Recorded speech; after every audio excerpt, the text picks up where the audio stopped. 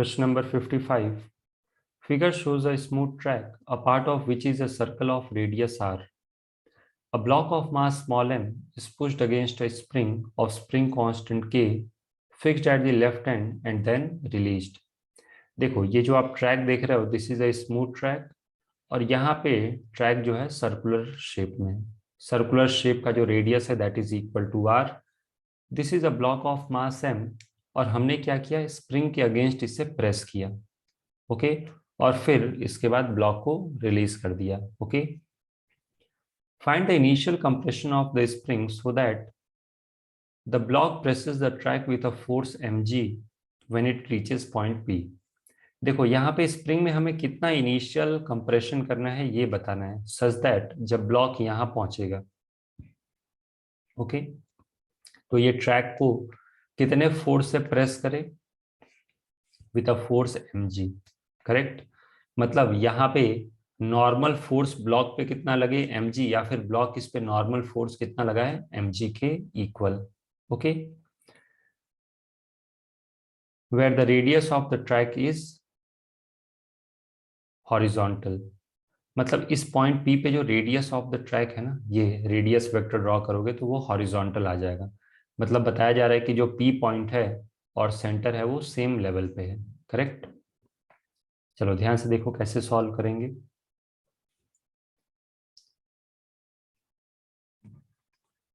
पहले तो आप सबसे पहले चाहो तो सर्कुलर पार्ट में डील कर सकते हो. देखो this is the circular path. Okay और ये है, this is the straight path. Correct,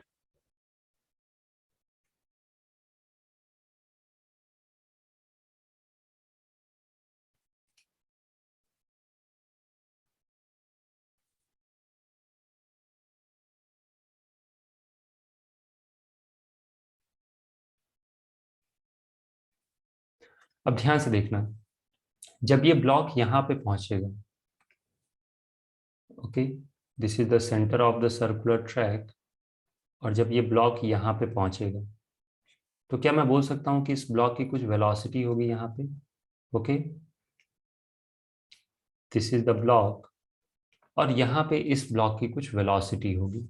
late us say कि velocity of this block is equal to v यहाँ पे होगा. ओके इस डायग्राम को हम कॉपी भी कर सकते हैं. ये रहा, इस पोजीशन पे ब्लॉक की कुछ वेलोसिटी है v, और वेलोसिटी v है तो इसका एक सेंट्रीपिटल एक्सेलरेशन होगा ऐसा. This is point O, this is centre of the circular track. Okay so what is centripetal acceleration? Centripetal acceleration is equal to v square by r. Okay अब यहाँ पे आप चाहो तो फ्री बॉडी डायग्राम भी दिखा सकते हो ब्लॉक का. ब्लॉक पे कौन कौन से फोर्सेस लगेंगे, एक लगेगा यहाँ से नॉर्मल, जो कि क्वेश्चन में ऑलरेडी दिया हुआ है कितना है, this is equal to mg, और यहाँ से एक ग्रेविटेशनल फोर्स लगेगा mg. ओके ये जो फोर्स देख रहे हो ये प्रोवाइड करेगा टेंजेंशियल एक्सेलरेशन. करेक्ट, और ये प्रोवाइड करेगा सेंट्रीपिटल एक्सेलरेशन. समझ में आ गया? Centripetal acceleration is equal to v square by r, इससे हम इक्वेट करेंगे. तो देयरफॉर नॉर्मल फोर्स जो कि कितना है mg, क्योंकि क्वेश्चन में दिया है कि the block presses the track with a force mg. Press करना मतलब नॉर्मल फोर्स लगाना. Okay so this is equal to mv square by r. तो यहां से देखा जाए तो v स्क्वायर आ गया कितना, rg. तो v कितना हो जाएगा, v is equal to under root of rg. Correct, अब मुझे क्या करना है, मुझे ये फाइंड करना है कि स्प्रिंग के अंदर कितना कंप्रेशन रहा होगा. ओके तो देखो यदि मैं यहाँ पे स्प्रिंग को ड्रॉ कर दूं, this is the spring, let us say कि spring is compressed by x. Okay this is the block.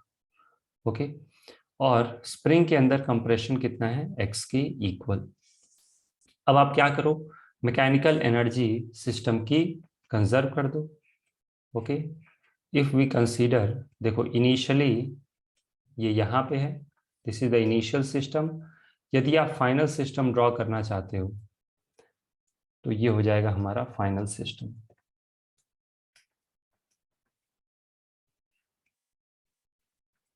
Finally जो स्प्रिंग है वो कहाँ पे आ जाएगा, spring will be at its natural length. Okay, block की यहाँ पे एक वेलोसिटी होगी, वेलोसिटी ऑलरेडी हमने कैलकुलेट कर लिया है, this is equal to under root of r g. Okay, यहाँ पे मैं आई लिख देता हूँ, this is the initial case and this is the final case. Initial velocity क्या है यहाँ पे ब्लॉक की, 0।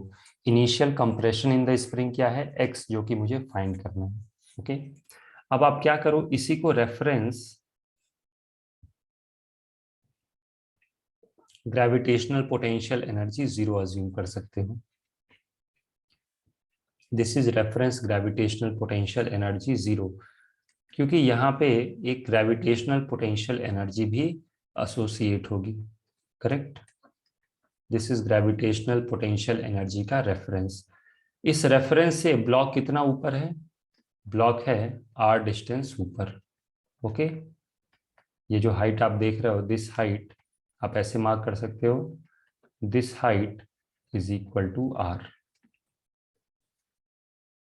तो if we consider block plus earth plus spring as a system,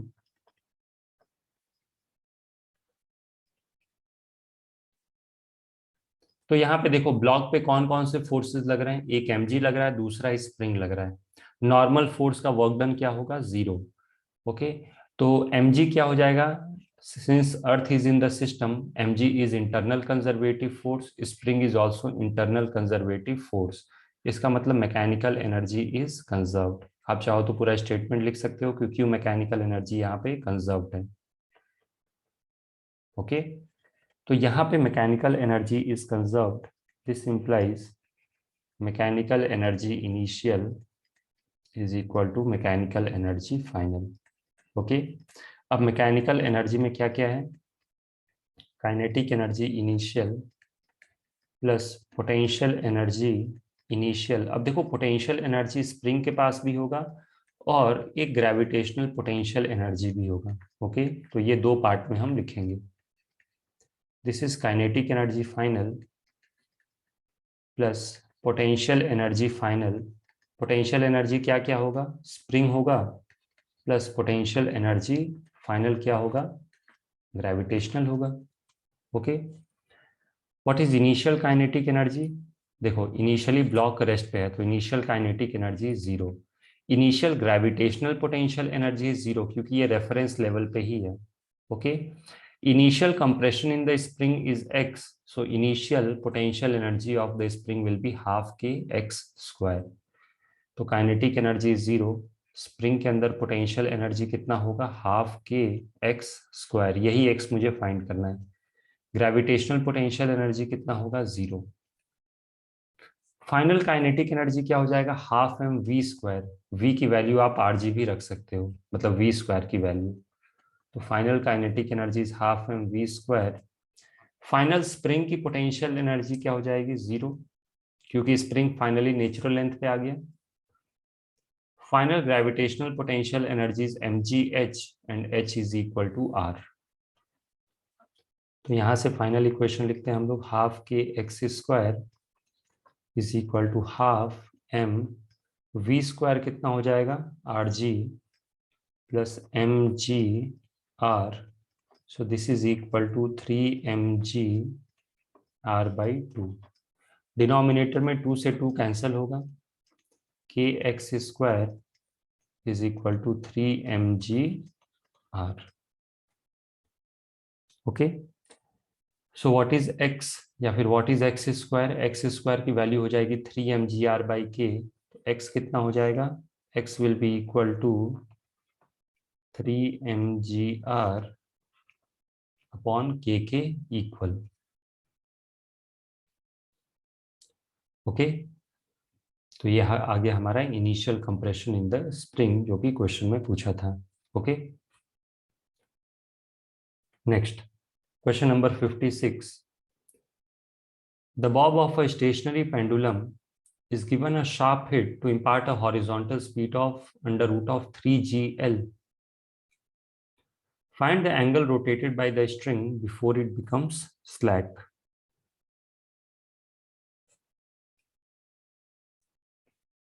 देखो, एक स्टेशनरी पेंडुलम है। स्टेशनरी पेंडुलम कैसा होगा? देखो, this is a stationary pendulum. इसका ये बॉब है, ये पॉइंट फिक्स्ड है, इस पॉइंट के अबाउट ये ऐसा रोटेट कर सकता है। ओके, इसको हमने कितनी वेलोसिटी दी? इसको हमने वेलोसिटी दी u is equal to under root of 3gl। Correct. अब देखो, अंडर रूट 5gl होता है तो ये कंप्लीट वर्टिकल सर्कुलर मोशन करता है। क्योंकि हमने वेलोसिटी दी है इसको अंडर रूट ऑफ 3gl, तो ये कंप्लीट वर्टिकल सर्कुलर मोशन नहीं कर पाएगा। इसका मतलब जो स्ट्रिंग है ये क्या होगा? स्ट्रिंग बीच में स्लैक हो जाएगा। करेक्ट। और यदि स्ट्रिंग स्लैक होगा तो हमें बताना है कि कितना एंगल रोटेट होने के बाद ये स्लैक होगा। तो हम लोग बाद में टोटल एंगल रोटेटेड निकालेंगे, पहले हम अज्यूम करेंगे कि ये वर्टिकल के साथ एंगल थीटा बना रहा है तो स्लैक हो रहा है। ओके,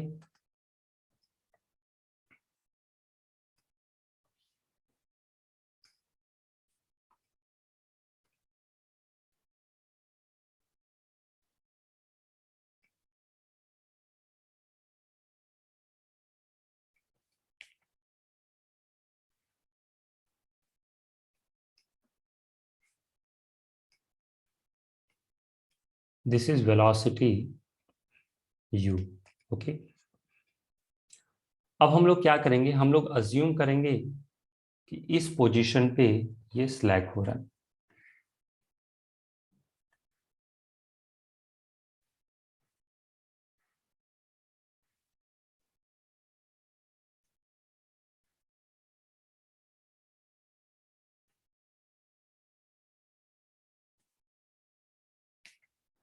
ओके, आप चाहो तो यहाँ पे रेफरेंस पोटेंशियल एनर्जी 0 अज्यूम कर सकते हो। इसी को मैं एक रेफरेंस लाइन की तरह ट्रीट कर रहा हूँ।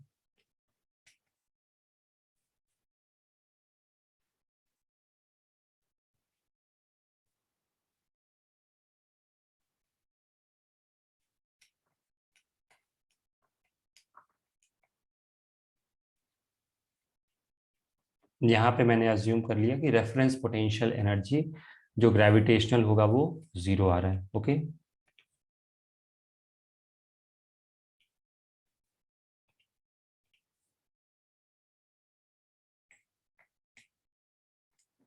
हम लोग अज्यूम कर लेते हैं कि ये वर्टिकल के साथ जब एंगल थीटा बना रहा है। Okay, this is the position, this angle is theta. जब ये यहां से एंगल थीटा बना रहा है तो ये क्या हो जाता है? It becomes slack.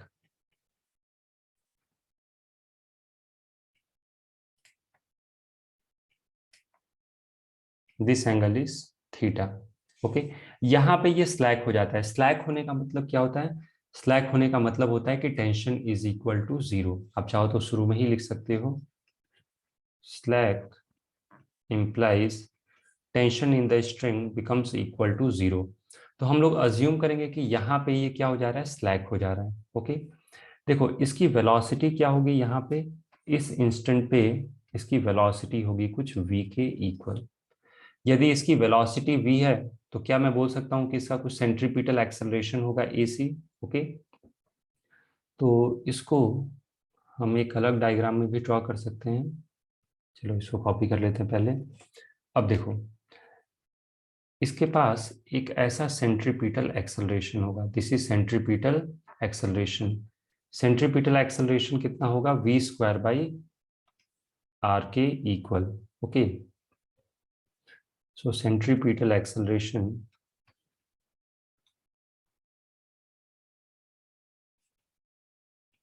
अब देखो, यदि मैं यहाँ पे इसका फ्री बॉडी डायग्राम ड्रॉ करूं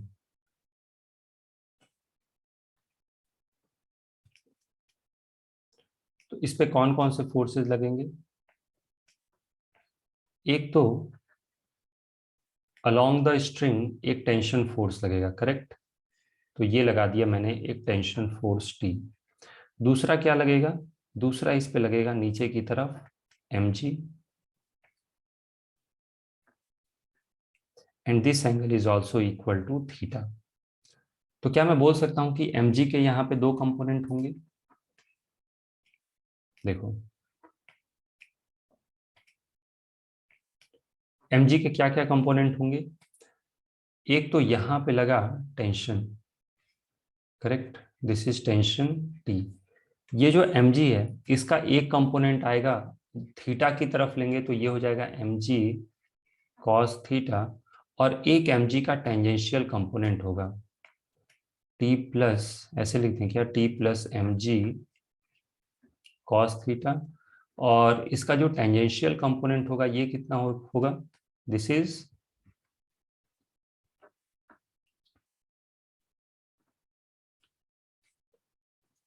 अब यदि मैं along the radius vector, okay, क्या करूं, f is equal to M A लिखूं, तो क्या मैं लिख सकता हूं t plus M G cos theta, this is the force in radial direction, okay, मतलब this is the net force towards the centre, this will be equal to mass into centripetal acceleration, this is equal to mv square by R, okay.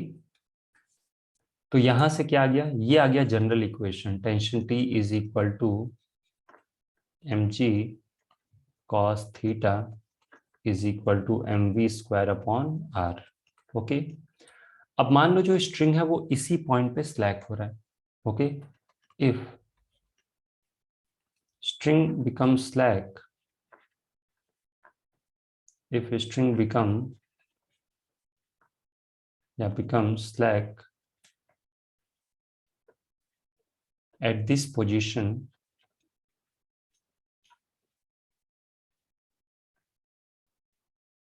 this implies tension is equal to 0, और यदि tension 0 है इसका मतलब क्या हो जाएगा, mg cos theta is equal to mv square by R, correct. अब देखो आगे काइनेटिक एनर्जी का टर्म आएगा तो मैं जानबूझ के इसको ऐसे लिख लेता हूं, क्या मैं लिख सकता हूं mv square is equal to mg R cos theta,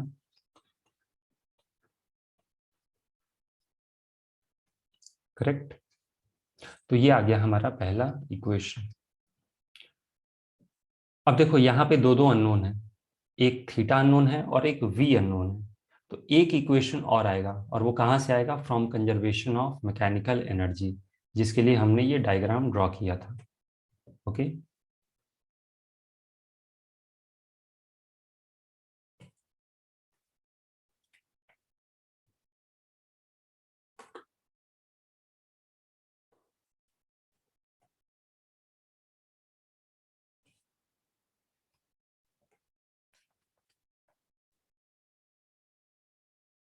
तो यहाँ पे v और u के बीच में रिलेशन निकालना है, याद रखना u की वैल्यू क्या है, अंडर रूट ऑफ 3gl। आप सब कुछ लिख सकते हो कि मैकेनिकल एनर्जी किस तरीके से कंजर्व होगी, ओके। डायरेक्टली अब हम लोग आते हैं मैकेनिकल एनर्जी कंजर्वेशन पे, ओके। क्या लिखोगे कि ये जो बॉब है इस पे कौन कौन से फोर्सेस लग रहे हैं, mg और टेंशन, टेंशन का वर्क डन 0 होगा, mg वर्क करेगा, तो यदि मैं बॉब प्लस अर्थ को सिस्टम ले लूं तो mechanical energy will be conserved, okay. If we consider bob plus earth as a system, we can say कि mechanical energy of the system is conserved. This means mechanical energy initial will be equal to mechanical energy final. This means kinetic energy initial plus potential energy initial is equal to kinetic energy final plus potential energy final. Initial kinetic energy क्या होगा, half M U square. Initial potential energy देखो, initially ये reference से कितना नीचे है, initially ये reference से आर हाइट नीचे है, तो क्या लिखोगे, potential energy minus mg R, final kinetic energy क्या है, half M we square. Final potential energy क्या हो जाएगा, एम जी एच। अब मुझे ये देखना है कि ये कितना ऊपर है रेफरेंस से। ओके, यदि आप ध्यान से देखो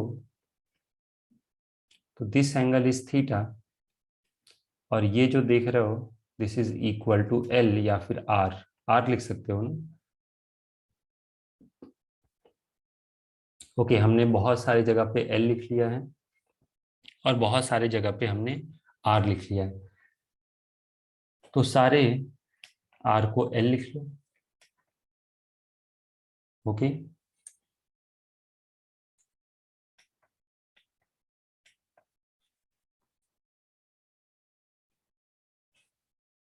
तो this is M G L. तो अब ध्यान से देखना, यदि ये डिस्टेंस एल है तो क्या मैं बोल सकता हूं कि ये जो देख रहे हो this is L cos theta, मतलब रेफरेंस से ये कितना ऊपर है, एल कॉस थीटा। तो M G L cos theta, correct. अब सारी वैल्यूज हम सब्स्टिट्यूट करते हैं यहाँ पे, तो हाफ एम यू स्क्वायर क्या हो जाएगा, U square will be 3g L, this is minus M G L. Half M we square calculate किया था नहीं हम लोगों ने, half M we square will be equal to half G L cos theta. यहां से फ्रॉम इक्वेशन वन आप खुद देखो what is half M we square, यदि मैं इसको हाफ कर दूं तो क्या मैं लिख सकता हूँ half M we square will be equal to M G L cos theta by 2। Okay, इसको मैं इरेज कर देता हूँ, तो half M we square will be equal to M G L cos theta by 2। 2 already है denominator में यहाँ,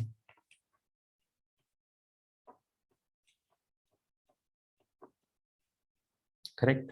अब मुझे लग रहा है एम जी एल हर जगह से कैंसिल हो जाएगा, दिस इज एम जी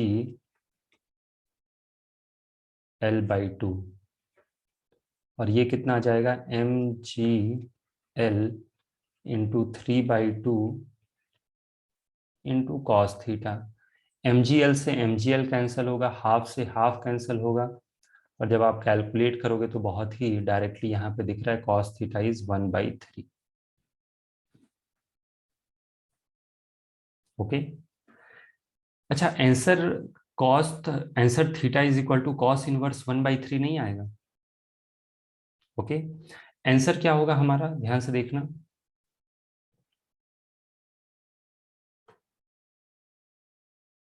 जैसे मैं इस डायग्राम में यदि आपको दिखाऊं,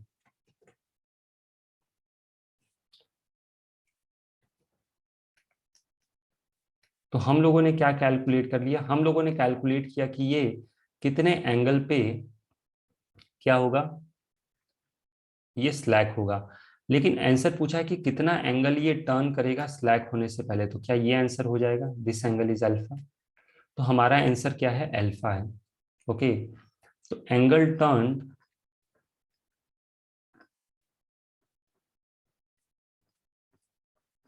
is equal to alpha. Okay, correct. याद रखिएगा कि cos थीटा जो है, what is cos theta, cos theta is आया है 1/3। क्या मैं लिख सकता हूं alpha is pi minus theta. Okay, this implies cos alpha is equal to cos pi minus theta. अब आपको पता होना चाहिए cos पाई माइनस थीटा कितना होता है, this is equal to minus cos theta. Okay, this implies cos alpha is minus cos theta, already अभी हमने कैलकुलेट किया कितना, 1/3। ओके, तो ये हमारा फाइनल आंसर आ गया, यही तो पूछा था ना क्वेश्चन में, अल्फा कितना एंगल ये रोटेट करेगा, तो आंसर कितना हो गया, cos इनवर्स -1/3। तो आंसर रिपोर्ट करते टाइम याद रखना है कि सिर्फ थीटा नहीं बोल देना है कि theta is the angle turn, नहीं, कितना एंगल ये टर्न हुआ, एंगल टर्न हुआ ये अल्फा, आंसर हमारा क्या है अल्फा। तो थीटा से अल्फा निकालना पड़ेगा। ओके, थीटा कितना है, कॉस इनवर्स 1/3, अल्फा क्या है, कॉस इनवर्स -1/3। ओके, अब आप यहाँ पे ये भी लिख सकते हो क्वेश्चन कंप्लीट होने के बाद कि ऐसे क्वेश्चन में दो ही चीजें हम यूज करते हैं। एक क्या यूज करते हैं, दो इक्वेशन कहाँ से आते हैं। पहला इक्वेशन आता है tension T equals to zero करके, और दूसरा इक्वेशन कहाँ से आता है, मैकेनिकल एनर्जी कंजर्व करके। ओके, इस टाइप के बहुत सारे क्वेश्चन पूछे जाते हैं, यही दो इक्वेशन जनरेट करने के तरीके हैं। एक क्या, इक्वेशन वन कहाँ से आता है, इक्वेशन वन जो है कहाँ से आता है, tension T equals to zero करके फ्रॉम फ्री बॉडी डायग्राम। और इक्वेशन टू कहाँ से आता है, मैकेनिकल एनर्जी कंजर्व करके।